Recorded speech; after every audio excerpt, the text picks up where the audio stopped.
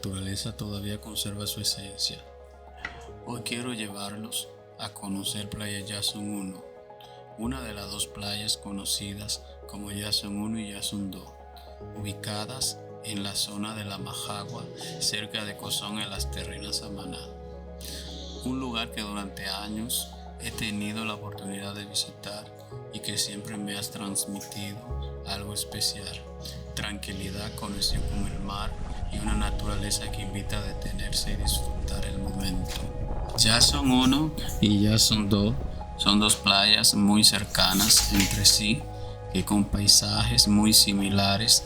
Cada una cuenta con su propio río, aguas que descienden desde las montañas hasta encontrarse con el océano, creando una combinación única de montañas, ríos y mar.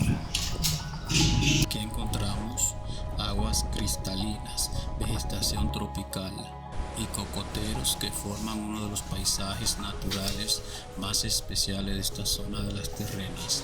Durante mucho tiempo fueron lugares conocidos por quienes buscan una experiencia diferente, más cercana a la naturaleza. Hoy cada vez más visitantes descubren este rincón a través de excursiones, experiencia que permite conectar con los entornos. Con el crecimiento y la llegada de nuevos proyectos turísticos a esta zona, también tenemos un compromiso importante: que el desarrollo avance siempre respetando la naturaleza y conservando el acceso a nuestras playas. Y algo depende de todos nosotros.